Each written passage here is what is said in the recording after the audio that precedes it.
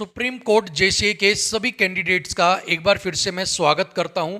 आज हमारी 20th class है और आज की जो क्लास है वो बेस्ड रहने वाली है अनसीन पैसेज विद क्वेश्चंस के ऊपर। एग्जाम के अंदर एक अनसीन पैसेज आपको दिया जाता है 30 मार्क्स का।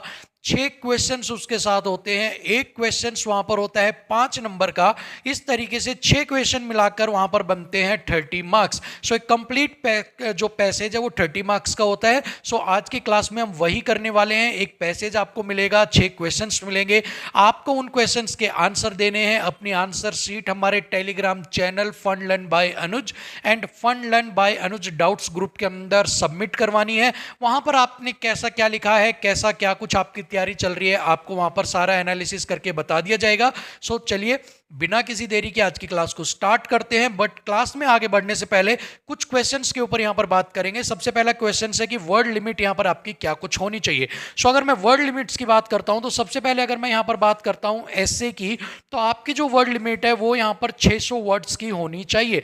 मतलब कि 600 वर्ड्स तक आप अपने जो शब्दों के अंदर आप यूज कर सकते हैं, 600 वर्ड्स के अंदर आप ऐसे को लिख सकते हैं। इसी के साथ ही अगर मैं प्रेसिज राइटिंग की बात करूं तो यहां पर उनके अंदर 150 वर्ड्स की आपकी यहां पर होनी चाहिए। 150 शब्दों से आपकी ज्यादा नहीं होनी चाहिए, एज पर आपकी जो गाइडलाइंस आपको प्रोवाइड की जाती है उनके अकॉर्डिंग। अगर मैं अनसीन पैसेज की बात करता हूं कि अनसीन पैसेज के अंदर आपकी वर्ड लिमिट क्या होनी चाहिए, तो आपकी जो वर्ड लिमिट है वो 80 टू 85 वर्ड्स। यहाँ पर मैं 80 टू 85 वर्ड्स आपको इसलिए बता रहा हूँ क्योंकि अगर आपको मैक्सिमम 8 लाइन अगर आपको दी जाती है तो उसके अंदर आपके 77 टू 82 वर्ड्स ही आपके आ पाएंगे। सो 80 टू 85 के बीच में आपके वर्ड्स वहाँ पर आप लिख सकते हो। बाकी अगर एक गुड राइटिंग की मैं बात करूँ तो अगर वहाँ एग्जाम के अंदर आप सोचो कि कभी कि मेरे 80 वर्ड्स पूरे नहीं हो रहे, क्या नहीं हो रहे, तो 75 वर्ड्स से अबव या आप 75 76 73 वर्ड्स के अंदर अगर अपने आंसर को देते हैं तो वहाँ पर एक गुड राइटिंग उसको वहाँ पर आपका माना जाएगा। ठीक है।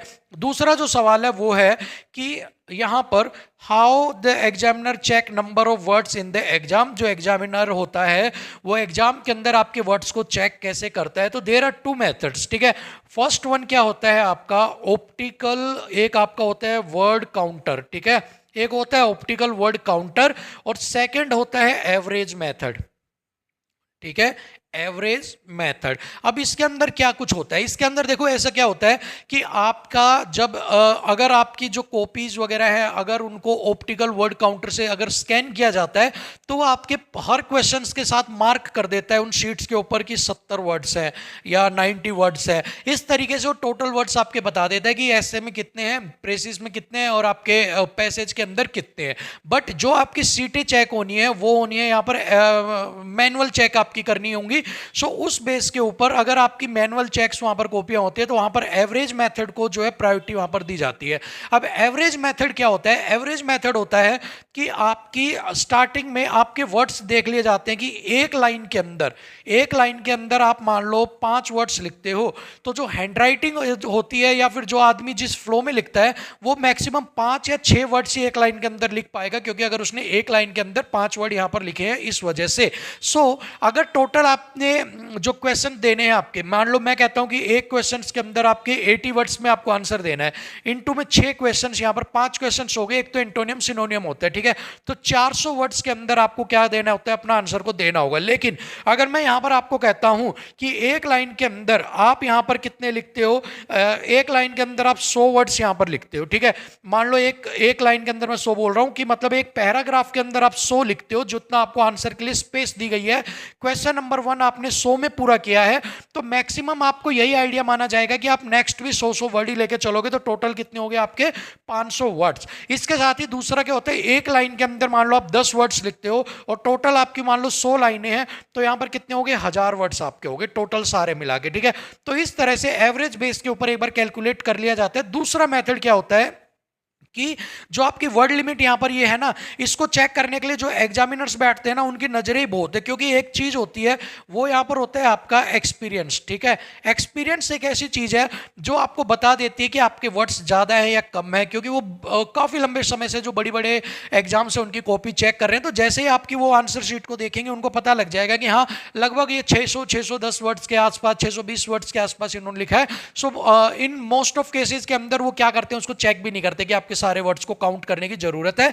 बट अगर उनको लगता है कि आपने बहुत छोटा छोटा छोटा छोटा छोटा करके एक लाइन के अंदर 20 वर्ड्स घुसेड़ दिए हैं और उसके बाद आप उसके बाद भी गुजर पुजर करे ले रहे हो, तो वहां पर थोड़ी सी रिक्वायरमेंट होती है कि हाँ भाई इतने सारे वर्ड्स इसने घुसा दिए हैं, एक जगह लिख दिए हैं, तो कहीं इसके एक्सीड वर्ड ना हो जाए। और उसके भी आपको कोई भी एक्सीड अगर हो जाते हैं तो उसके भी आपके कुछ मार्क्स, 1-2 मार्क्स, वो उसको मन की बात है कि अगर उसको लगता है तो वो 2-4 मार्क्स उसके कट कर लेता है। अदरवाइज इसका कोई भी जो है आपको और दिक्कत नहीं है। सो आपको मार्किंग स्कीम्स वगैरह के अंदर अगर आप टर्म्स एंड कंडीशंस को फॉलो नहीं करते हो तो उसके अंदर आपको कई बार हो सकता है कि कोई फ्रस्ट्रेट हो जाए, कुछ समझ में ना आ रही हो, है आपका 40 नंबर का आपको 20 नंबर दे दे और साथ में एक्सिड वर्ड्स का एग्जाम्पल दे के आपके नंबर्स को डिटेक्ट करने की जो है वहाँ पर वो एक्सक्यूज वगैरह दे दे, बस इतना हो सकता है। सो बट आपको करना क्या है, देखिए आप दायरे से बाहर जाकर अगर कोई भी काम करेंगे ना वो ठीक नहीं होता है। पहली बात मेरा ये मानना है, अगर आपको अच्छी राइटिंग करनी है, अगर आपको 600 वर्ड दिए गए हैं तो 620 आप मैक्सिमम रखो, 150 दिए गए हैं तो 160 आप मैक्सिमम रखो। यहां पर मैंने अगर आपको 80 वर्ड्स बताए हैं तो 85 आप यहां पर मैक्सिमम रखो, ठीक है। ये यहां पर आपको रखने हैं सारे के सारे आपके वर्ड्स, इससे ज्यादा वर्ड्स यहां पर मैं इसको लगा देता हूं, एक बार आराम से दिख जाएगा कि आपको 600 से 620 के बीच में, 150 से 160 और 80 से 85 के बीच में ही आपको वर्ड्स रखने हैं। अगर आप अच्छा लिखना चाहते हैं और एग्जामिनर को ये भी नहीं चाहते हो कि कोई मौका दे आपके नंबर काटने के, तो अपनी वर्ड लिमिट के अंदर रहकर आप लिखना, वर्ड लिमिट्स की मियाद में रहकर आप लिखना, जिससे कि आप सेफ साइड में खेल सको, ठीक है। अदरवाइज इतना कोई ज़्यादा इंपैक्ट इनका नहीं पड़ता है, ठीक है। समझ में आ गई ये चीज़ें। होप सो आपका ये डाउट भी क्लियर यहाँ पर हो गया होगा कि कैसे कैसे यहाँ पर चेक आपके किए जाते हैं। अब आपके किस मेथड से चेक किए जाएंगे, या पे ऑप्टिकल वर्ड काउंटर से या फिर एवरेज मेथड से, तो ये यहाँ पर डिपेंड करेगा, बट एवरेज मेथड ही आपका जो है वो वहाँ पर प्रेफर किया जाएगा, ठीक है। चलिए अब चलते हैं अपनी क्लास के ऊपर। यहाँ पर हो गया ये हमारा टेलीग्राम चैनल है भाई यहाँ पर, ठीक है। आप इसको जाकर फॉलो कर लेना, ठीक है। और हमारा दूसरा चैनल है अनुज कॉन्सेप्ट क्लासेज, उसे भी आप जाकर सब्सक्राइब कर लेना, ठीक है। अब ये जो पैसेज है, देखिए यहाँ पर जो ये पैसेज है, यहाँ से आपने पहले वर्ड्स, हमेशा मैं एक चीज़ बताता हूँ आपको, जब भी आप पैसेज देखते हो सबसे पहले दूसरी लाइन या पहली लाइन के अंदर आपको पता लग जाएगा कि भाई एक्चुअल में ये है किसके पीछे। तो यहाँ पर आपको पता लग गया सबसे पहले स्ट्रेस के ऊपर है, अवसाद के ऊपर है, आपके मेंटली जो स्ट्रेस हो जाता है उसके ऊपर ही आपका पैसेज रहने वाला है, ठीक है। पूरा पैसेज स्ट्रेस के ऊपर है, 4 भागों में डिवाइड किया गया है। सबसे पहले स्ट्रेस क्या है, ठीक है। सेकंड वन, इसके स्ट्रेस के लक्षण क्या क्या हैं, इसके सिम्टम्स क्या क्या है, ठीक है। थर्ड वन इज इसके डिजीज कौन कौन सी होती हैं, इससे बीमारियां कौन कौन सी हो जाती हैं।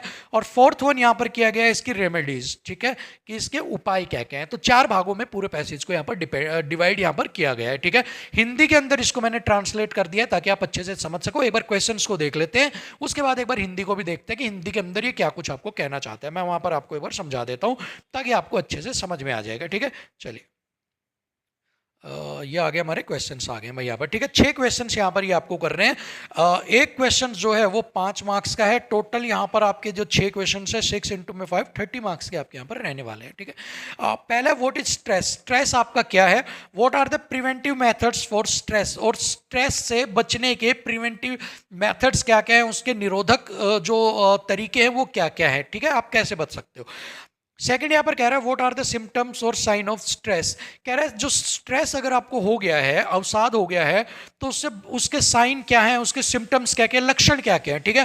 तीसरा है what are the different meaning of stress according to the life cycle, जीवन चक्कर के अनुसार स्ट्रेस जो है उसके अलग अलग मीनिंग क्या क्या है। What happen when stress crosses the threshold, क्या होता है जब स्ट्रेस जो एक थ्रेशोल्ड होता है, एक अंतिम बिंदु, मतलब कि आपका ये जो है अंतिम बिंदु है यहाँ पर, इसको अगर क्रॉस कर जाता है तो उसके बाद क्या होता है, मैक्सिमम लेवल को क्रॉस कर जाता है अवसाद, तो उसके बाद क्या कुछ आपके साथ होता है। What are the different disease as a person get due to stress, कह रहा है कौन कौन सी बीमारियां हैं जो एक आदमी को लग जाती है अगर वो स्ट्रेस से ग्रसित होता है, स्ट्रेस से परेशान होता है, ठीक है। उसके बाद right antonym and सिनोनियम of the given, जो वर्ड्स आपके हैं उनके आपको यहाँ पर वर्ड्स लगा लेना भाई, ठीक है, या अंडरलाइन वर्ड्स आप लिख लेना इसके, ठीक है। तो यहाँ पर ये आपको समझ में आ गया है। अब देखिए एंटोनियम सिनोनियम मैंने 10 आपको दिए हैं, मतलब 10 सिनोनियम लिखने हैं, 10 एंटोनियम सही लिखोगे तो आपको 5 नंबर वहां पर दिए जाएंगे। 5 नंबर का है, बाकी सारे सवाल भी 5-5 नंबर के हैं। अब इन सब के आंसर्स आपको इस पैसेज के अंदर ढूंढने हैं और इनके आंसर आपको लिखने हैं। 80 to 85 वर्ड्स के बीच में आप लिख देना, ठीक है। बेस्ट लिखने की कोशिश करना, टू द पॉइंट लिखने की कोशिश करना। हमेशा मैं बताता हूं अपने वर्ड्स में एक्सप्लेन करना और कंटेंट की ओरिजिनलिटी को खराब करने में डिफरेंस है, ठीक है। अगर आपको कहा गया है कि there are many stress modifier और स्ट्रेस बूस्टर्स, कि बहुत सारे यहां पर स्ट्रेस को मॉडिफायर और जो स्ट्रेस बूस्टर्स यहां पर आते हैं स्ट्रेस से उभरने के लिए, तो आप यहां पर लिख सकते हो there are many medicines for stress boosters and work as modifier और स्ट्रेस बूस्टर्स। लेकिन उसके ओरिजिनल मीनिंग को आपको छेड़छाड़ नहीं करनी है, ठीक है। कि आप अपनी मर्जी से जो मन में आए वो लिख रहे हो, खुद ही आप अपने आप में ऑथर बन रहे हो, खुद ही आप लेखक बन गए हो, नहीं। जो ओरिजिनल आपको पैसे डिलीवर कर रहा है मैसेज, उससे बाहर नहीं जाना है आपको। जो ये समझा रहा है, जो ये कहना चाह रहा है, उसमें अपनी ओपिनियन नहीं घुसानी है कि आपने ये कह रहे हैं स्ट्रेस से आपका मेंटली दिमाग भ्रष्ट हो जाता है और आप कह रहे हो कि मेरी पसलियां भी भ्रष्ट हो जाती है, ऐसा नहीं होगा। जो ये कहना चाह रहा है उसी को ही आपको लिखना है, बस अपने शब्दों में आप उनको लिख सकते हो। समझ में आ गया? चलिए हिंदी एक बार देख लेते हैं फटाफट थोड़ा सा। बाकी इसकी जो पीडीएफ है टेलीग्राम चैनल के ऊपर आपको मिल जाएगी, वहां से आप इसको डाउनलोड करो और अपने आंसर देने। थोड़ा सा एक पैरा आपको मैं एक बार समझा देता हूं क्या है। हालांकि इस बात से इनकार नहीं किया जा सकता कि दुनिया एक विजेता से प्यार करती है, सही बात है। यह महत्वपूर्ण है कि आप अपने व्यवहार में तनाव के संकेतों को पहचानें और अपनी सफलता का आनंद लेने के लिए पर्याप्त स्वस्थ रहें। वो कहता है कि दुनिया विजेता से प्यार करती है, लेकिन अगर आप जीत नहीं पाए तो आप तनावग्रस्त हो जाएंगे। इसलिए आप अपने तनाव के संकेतों को पहचानें और अपनी जीत का मजा लेने के लिए आप क्या रहें, आप स्वस्थ रहें। ऐसा नहीं है कि आपके ऊपर प्रेशर आ गया, स्ट्रेस आ गया कि मुझे तो हर बार जीतना ही जीतना है, ठीक है। चलिए, तनाव किसी भी समय हमला कर सकता है, इस तरह से आपको अपने जीवन में उसकी उपस्थिति से अनजान छोड़ सकता है। जबकि प्रदर्शन के लिए एक निश्चित मात्रा में दबाव आवश्यक है। आपकी व्यक्तिगत सीमा को पहचानने में सक्षम होना महत्वपूर्ण है। उदाहरण के लिए कुछ ऐसे व्यक्ति हैं जो स्वस्थ तरीके से प्रतिस्पर्धा स्वीकार करते हैं। ऐसे अन्य लोग जो हैं जो परीक्षा में पहले या मार्कशीट की तुलना करने पर रोते हुए मलबे में गिर जाते हैं और पाते हैं कि उनके दोस्त से बेहतर स्कोर किया है, उनके दोस्त ने बेहतर स्कोर किया है। देखिए ये यहाँ पर क्या कहना चाह रहे हैं कि स्ट्रेस से आपको संभलना जरूरी है। दुनिया विजेता से प्यार करती है, लेकिन आपको उसको स्ट्रेस नहीं ले लेना है कि मुझे जीतना ही जीतना है। आपको नॉर्मल वे में उसको, पॉजिटिव वे में उसको, कंपटीशन को लेना है। यहाँ पर आपको ये पहचानना भी जरूरी है कहीं आप इसके जीत के वजह से कहीं आप तनावग्रस्त तो नहीं हो रहे, कहीं आप स्ट्रेस तो नहीं आ रहा है आपको। इसके अलावा बहुत सारे लोग ऐसे हैं जो मार्कशीट में या एग्जाम्स के अंदर बैठते हैं और इसलिए रोते हुए हैं, इसलिए तनावग्रस्त हो जाते हैं कि उनके नंबर आए, ठीक है, लेकिन उनके दोस्त के उनसे ज़्यादा नंबर यहाँ पर आ गए, ठीक है। सो पूरा कंप्लीट जो पैसेज है बेस्ड रहने वाला है आपका तनाव के ऊपर, पूरा स्ट्रेस के ऊपर, ठीक है। इसको आप पढ़ लेना आराम से। इसके आंसर्स मैं चेक कर दूंगा टेलीग्राम के ऊपर, आपको वहां पर उनके जो आपकी मार्कशीट और जो डेली रैंक हम आपको प्रोवाइड करवाते हैं वो भी आपको वहां पर मिल जाएगा। बस आपको करना क्या है, इसको डाउनलोड करके अपने आंसर कर देना, और अगर जरूरत लगती है तो इसके आंसर्स आपको नेक्स्ट क्लास के अंदर मैं भी प्रोवाइड करवा दूंगा, ताकि आप देख सको कि बेटर तरीके से कैसे लिख सकते हो, ठीक है। सो फिलहाल के लिए क्लास में इतना ही, मिलते हैं आपसे कल की क्लास में। तब तक के लिए आप चैलेंज को पूरा करना। आज 20वीं क्लास हो गई है हमारी, और साथ में डेली चैलेंज की बात करूं तो आई थिंक ये 10वां या 12वां डेली चैलेंज चल रहा है, ठीक है। सो लगे रहो, ठीक है, क्योंकि पहले जो डेली चैलेंज में देता था वो क्लास बेस के ऊपर ही थे, तो अगर उनको काउंट करते तो टोटल 20 चैलेंज हो गए। अगर हम नहीं हटाते हैं तो आप यहाँ पर 10 से 12 चैलेंज आपके हो गए हैं, ठीक है। आपके लिए पूरी मेहनत की जा रही है, ठीक है। आप भी पूरी मेहनत करो और लगन से करो और एक दिन सिलेक्शन ले लो। यही हमारी शुभकामनाएं आप सभी के लिए कि आप मेहनत करते रहो और जल्दी से आपका सिलेक्शन हो जाए। So thank you so much, नमस्कार।